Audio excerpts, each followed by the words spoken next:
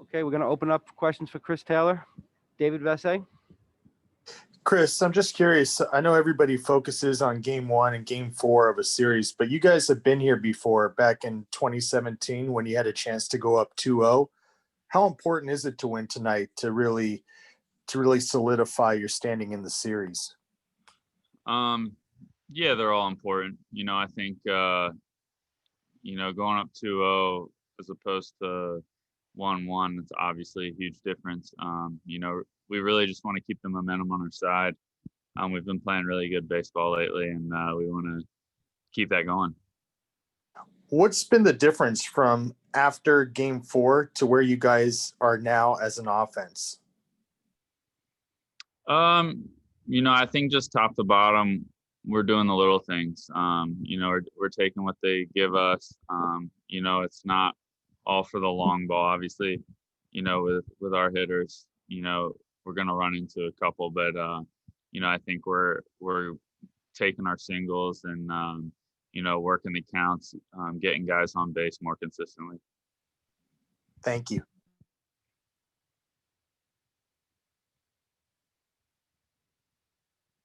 Alana. CT, what has impressed you the most about the style of baseball that you guys have played as of late? You're always talking about you're playing a good brand of baseball. What's impressed you the most overall?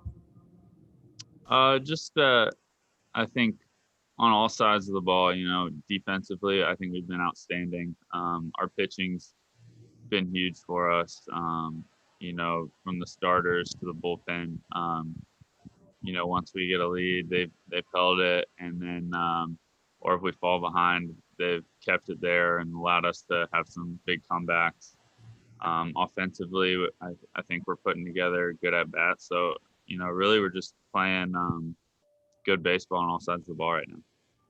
With this park in particular, Chris, there's not a ton of foul territory in it. It's not a park that has had a lot of play on this surface. Is the warning track dirt here, and of course I'm speaking in regards to that turned ankle, is it pretty packed, or is it still a bit of loose gravel? I mean, I know that Corey's run into some things as well. Yeah, I mean, I don't know if that had any impact on me turning the ankle. It's kind of a weird play where my momentum was taking me towards the wall and I was trying to plant and throw. I don't know if that had anything to do with it. It is a little, a little looser dirt than normal, but I'm not sure that had an impact on the ankle. Okay, thank you.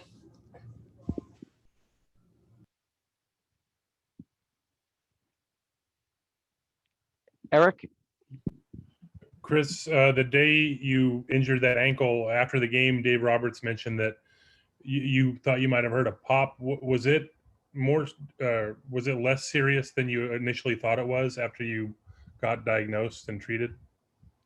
Yeah, in the moment, it really scared me. I'd never sprained my ankle before. So, yeah, I heard the pop and, I obviously didn't feel good. So initially, I immediately thought the worst. And then, once I put some weight on it, I was like pleasantly surprised that it wasn't as bad as I thought it was initially. So, yeah, and then, I was still worried it was going to blow up. It swelled up a little bit, which made the next 24 hours difficult. But I was able to do some things in the training room and thankfully have a quick recovery and only missed the one game. Thanks. Jorge. Hey, Chris, you mentioned just the offense being a little different, doing things differently, not just, hitting home runs. I'm just wondering how much did last year's loss to Washington impact that thinking, that process, and how has that process gone and sort of instilling that throughout the team? To be honest with you, I don't think that's really had an impact on this year's playoffs. I think we're just trying to play baseball the way we have been all season, and that's all the things we've talked about. Playing the game the right way, having good at bats. Last year we ran into a really good Nationals team, and it happened to be in the first round, and they were hot at the end of the year, and it was a hard fought series, and they came out on top, and credit to them. They made an incredible run there. But this is a new year, and we feel really good about this team, and we love where we are right now. Thank you. Adam McCalvey. Chris, having watched Walker Buehler's entire big league career, what stands out to you about his evolution? Yeah, I think the stuff speaks for itself, but just his mentality out on the mound, he's the guy you want out there in those big moments, and he embraces those moments, and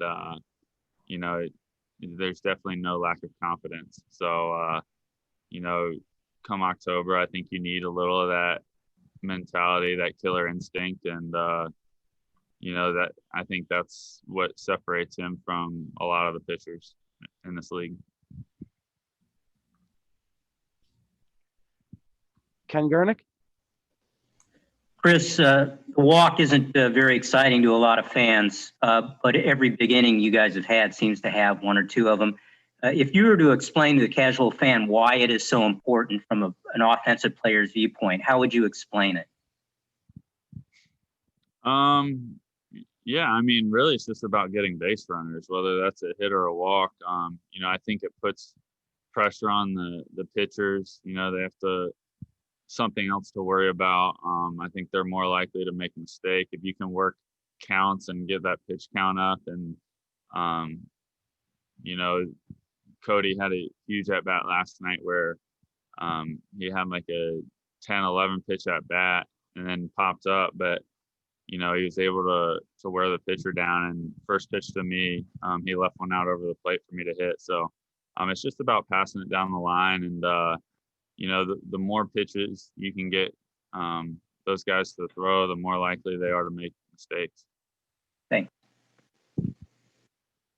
Bill.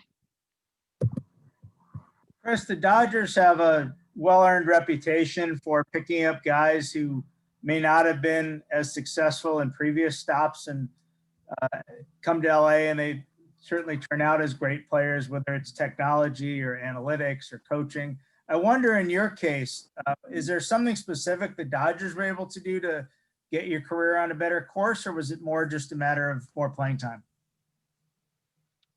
I think it's a combination of things. I think they do a great job here of making players comfortable with who they are. From the moment I got into this organization, I felt like I could play free and be myself and play with confidence. And then also the developmental side has been outstanding. I've spoken multiple times about what our hitting coach, Robin Skoyak, has done for me, and helped me make some mechanical changes before 2017 when I had my breakout year. So personally, that was probably the biggest thing for me. But there's been so many guys that have come in here, and I think they just sometimes you just need to change the scenery and come in here on such a good team with some veteran guys. I think they do a good job of letting guys be themselves, and that's when we're able to play our best. Okay, we'll take one more. Ron. Yeah, Chris, yesterday Belly said he thinks that Mookie raises everybody's game. Do you feel the same way? And is there anything in particular that he has done to raise your game?